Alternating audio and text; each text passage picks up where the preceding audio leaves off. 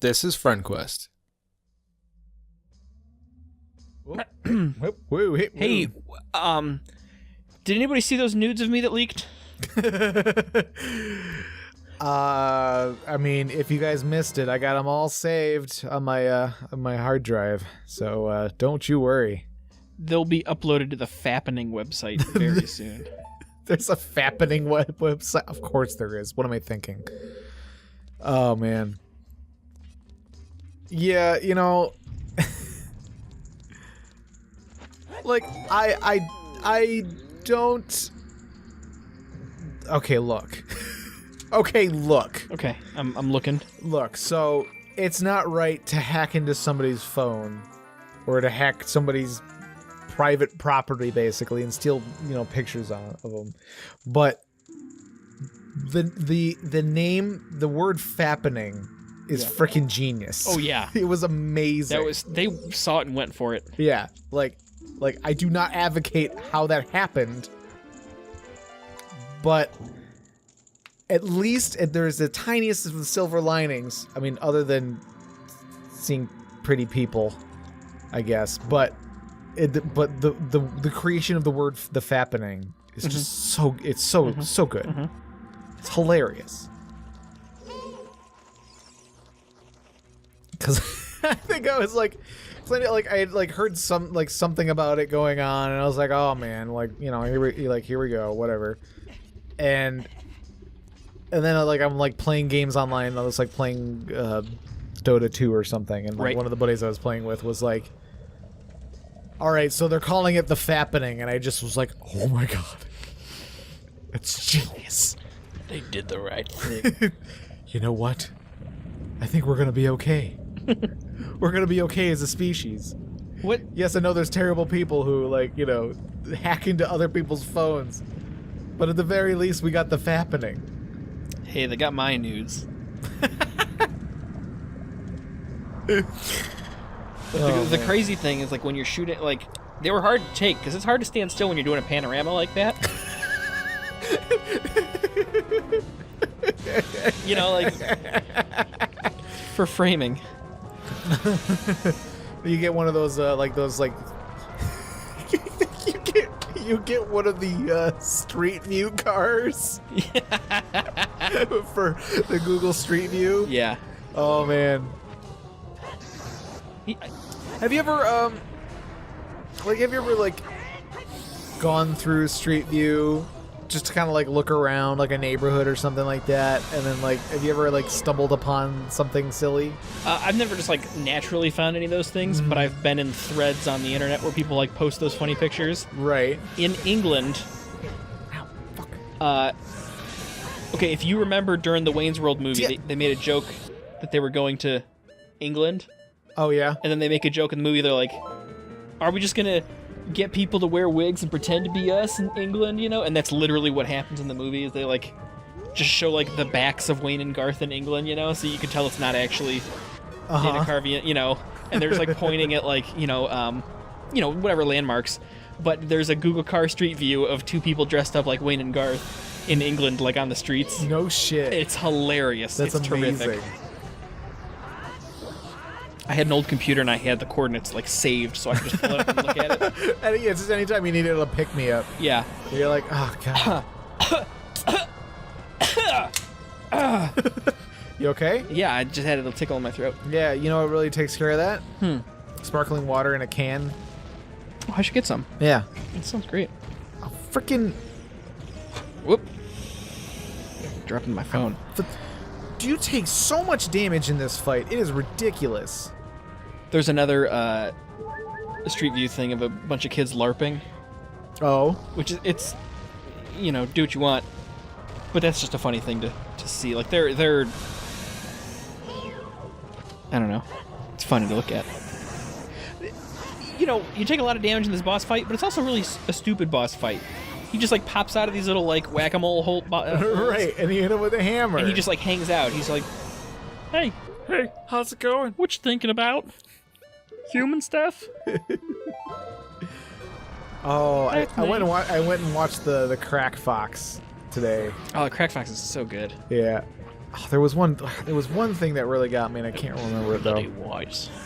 Oh right, yeah, where he's like, Doing the cartoon. no, it's it's like, all right, we can go in there for 5 minutes though. It's like, I'm gonna hurt you real bad when we get in there. What? Oh, nothing, just a funny sound.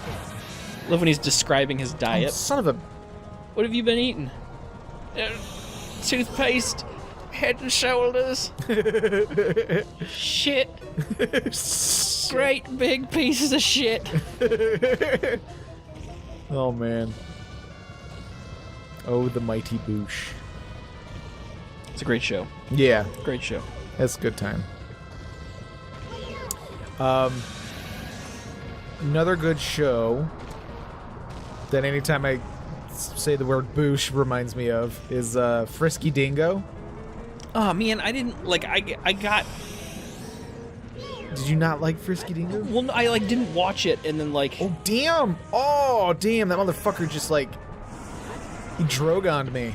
Now that like I can watch it, and now that I realize that it's funny, it's kind of like really old now, and it really hasn't aged super well. Sure. Yeah. Like you. Yeah, you didn't get it at the right time. Yeah. You didn't get in on the right time, man. But man, there's some really good moments in it though. Oh. And it, like, there's so many. Like you can tell, those are all the people, and the animators and everything that did Archer.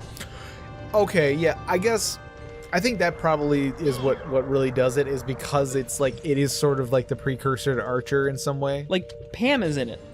Yeah. Like not just like the voice actor, but like the character Pam Yeah. is in it, and that's really funny.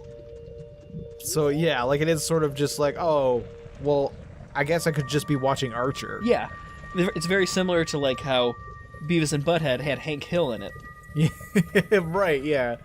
Or oh wait, they also had Daria in it too. Yeah. Yep. Forgot about that. Like, yeah, well, Hank Hill wasn't in the show. He was just there was just a character that was very much like Hank Hill. I think his name was Hank also. No, I Sure? don't think so. I don't think that was the case. I know, like, Daria, the character Daria was in Daria it. definitely was. And, like, she got a spin-off. And on the first episode of Daria, they say, because they're moving, and they say, like, you didn't do so well in Highland. Like, they call out the city that Beavis and Butthead was set in. Look at his big belly. He got a big belly. I just want to poke it. Man, that guy put some beers away to get that stomach. Oh, dude, I'm on the way there. Hey, hell of a ride. Dude, beer is so delicious, though. Yeah, dude, I do enjoy beer. Like, I think that is what's like, because, like, I don't know, I don't have a great diet, but I think it's because, like, I will go, like, a whole week where I drink, like, a lot of beer. Like, I don't get, like, drunk, but I just drink a lot of beer, and because it's delicious. Sure. And I drink, like, the craft stuff that's, like, probably got way more carbs in it than, like, you know, your typical, like, light beer. But yeah, that's why it's so delicious. This makes me think of, this is the, symbol of the Republic. Oh, yeah. The rebellion. And, you know, with the beer thing, another thing that's not helping us What? is we're in, like, Beer Central. Yeah. Yeah. We are, like, microbreweries everywhere. Like, Yeah. they just, they're so delicious, though. If you like beer, come to Southeast Michigan. Yeah, it's just, I mean, Michigan in general is just chock full of beer. A lot of beer. A lot of beer. Yeah, there's a, although I gotta say, like, some of, like, the good, like, craft beers and stuff like that, they're getting, like, bought up by, like, Anheuser and stuff like that. Like Budweiser. Anheuser-Busch, is that what they're called? Yeah. Yeah. There was one beer. It was like a bourbon aged beer, and like you can only they only had it available a certain time of the year, and they only made so many cases of it, and so you had to like get in line and do, you know, whatever. But like, and my uncle like has a place, like it has like a lake house or something like that up north, and like knew a guy. Oh, sweet. You just needed to crack it twice. Yes. He knew a guy who owned like a liquor store or something like that, and like he was able to have him order like a couple cases, and so he would be able to get his hands on some every once in a while, you know, and it's really good. But my dad told me that the company that makes it got bought up by Budweiser, and like so this last year they like way overproduced it. Because they were like, well, people like this so much, we can make money off of this, obviously, so we'll just make a shit ton of it. And so, like, they went through the whole tradition of going and finding a case of it, and then, like, you know, the next week they go into a grocery store and see it on just see it on a shelf. Oh. And they're like, oh, okay, well, that's cool, I guess. You know, but whatever.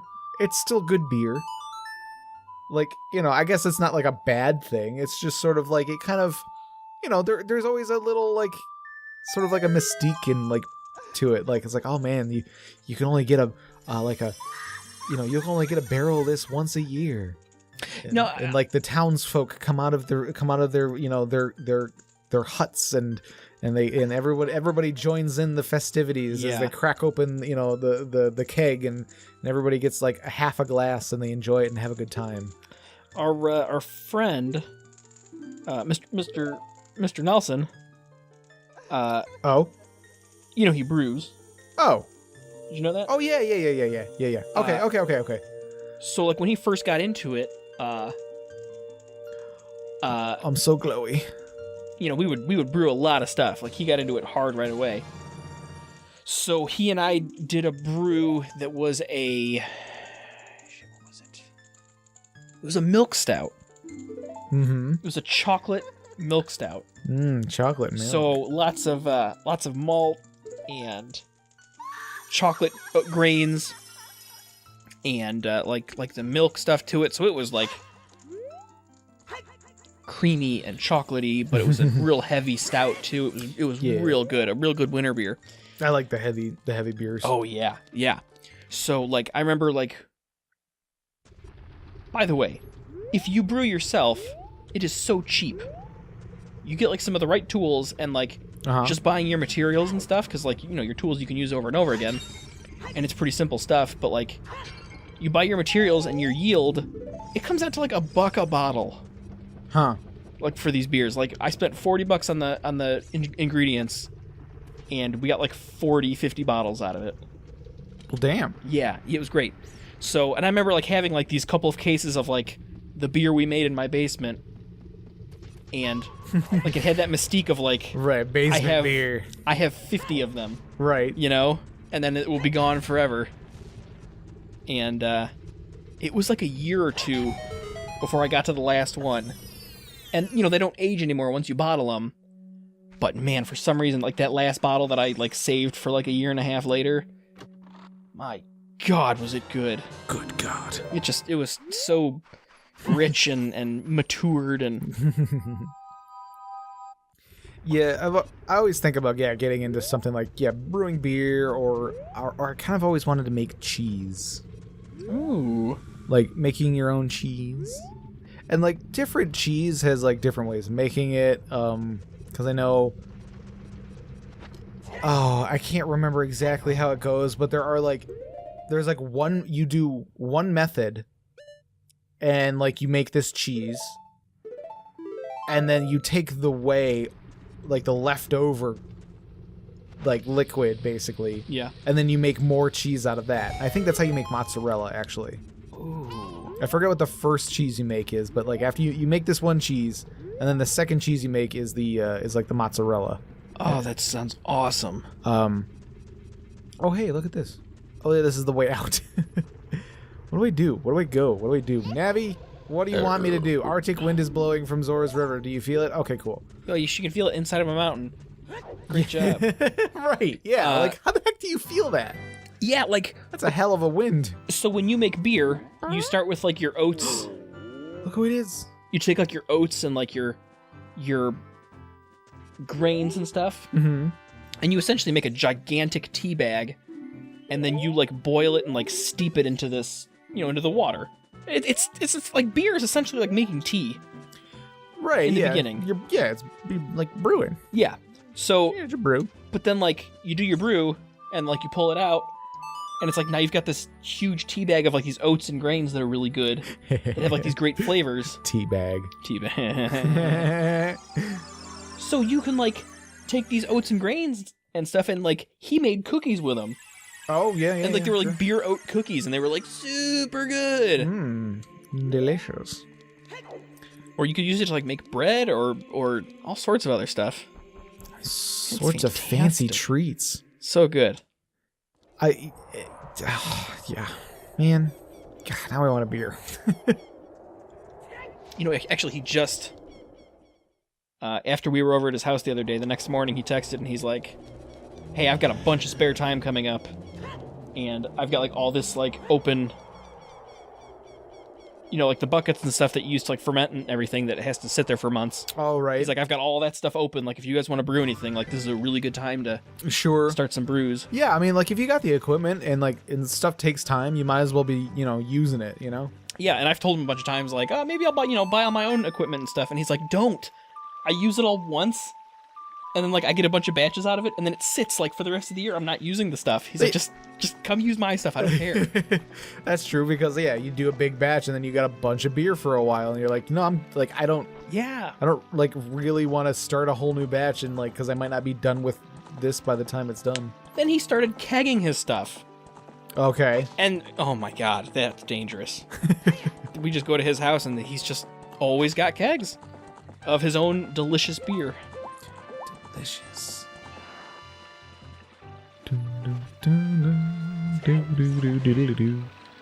Oh, I didn't do the magic bean guy, but whatever. It's fine. It's fine. I mean, you get some like heart pieces out of it, but I'm so pro, I don't need more hearts. We're gonna finish this game today. Here, but let me just. There we go. We for Christmas I bought him a bunch of brewing like recipe books. Mm-hmm. And he chucked them in the garbage because he's like, no, I got my own recipes. Oh no, man! Like, like I come over like a week later and he's got like sticky notes in it and like notes written in and like all this. He's an engineer, so like, okay, he's very particular about how he does everything. Mm-hmm. Which, boy, what a great hobby to be very particular about. Because the yield is just so worth it when you take the time and you're patient with everything you do. I don't have that. I'm particular in a lot of ways, but I'm also very, very impatient and lazy. So like, so I do a lot of prep work, but then my execution is terrible. Oh. Because I'm just so impatient. Yeah, no, you gotta follow through. Like, he's got all these like thermometers so that like he's heating up your steep to this exact temperature and for this amount of time and whatever. So in those books we've got a bunch of the recipes for how to make sours and lambics, which I'm a huge fan of. Man, sours, I don't know. I can't do most of the sours. Oh, hey, what happened here? Oh, it's icy. Oh god, they're all dead. They're all dead. No. Why? But the thing with the sours is you have to let them age for like some of the 400 years. Some of the quick ones, like the quick ones, are like a year minimum. Okay. And like some of them are like, man, if you can go any longer you can go, like the better it'll be. Like some of them they like recommend like 3 years. And make sure the humidity of where you're keeping them is like consistent. Yeah. And don't put them by a window where it gets light for half the day and then doesn't get light. Like put it in a shadowy, like stick it underneath your steps and forget about it. Yeah. Well, I mean, like, yeah, if it's going for years, you're gonna forget about it. And then like 5 years later, you're like, what the hell are these things? Oh, they're leaking all over the place? And then, like, it'll get, like, I guess, like, it'll form a mold on the top of it. Right. After, like, so many months. And then after so many months, the mold will collapse into the beer to be, like, reconsumed in the fermenting process. Oh. If it's done right. So you can't, like, disturb the bottles. You have to, like, leave them and don't touch them. Uh-huh. Because it'll mess it up. There's a lot to it, man. Oh, dang. Well, right. Like, I don't know. I've never been huge on the sours, so I don't know if I would put that much commitment into something that I don't know if I'd like that much. I'm just not patient enough to wait a year or 3. Right. You know? There we go. Some of the other ones we did were like a 3-month wait, which is fine. That's not bad. That's enough like where you can think like, okay, if it's summer and I do like a 3-month wait, Yeah. I should start doing my stouts in the summer, and they'll be ready for winter when you want to have a good, heavy, warm beer. Yeah. All right. We are at the ice cavern. This is a cavern. It's got ice in it. And we'll be enjoying that next time. I didn't even look at the time. Yeah. We've just been talking about beer. We can go on and on about beer, and we might just do that again. So join us, will you? We'll see you later, gang. All right, bye.